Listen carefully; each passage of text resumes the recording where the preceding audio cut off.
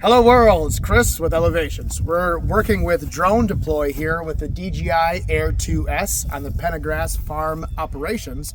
We're going to be doing some drone mapping of the apple orchard out here and see what kind of data we can derive to help optimize the orchard.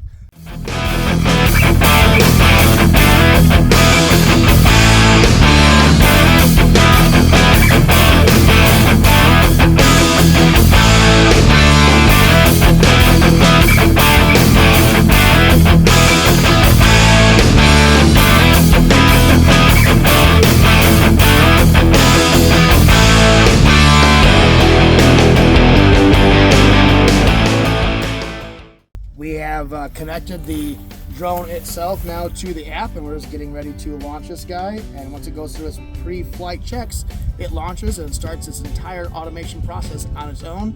We'll be putting all the data right in the SD card, and we'll analyze that later on. The first thing it does is it takes off to get its GPS location locked, and then you'll see it takes off, goes to the preset height that it needs to be at for whatever I set the mapping up for, and starts along this process. We'll let that go. It'll take about 27 minutes to do this for the handful of acres we have here and see what kind of data we get.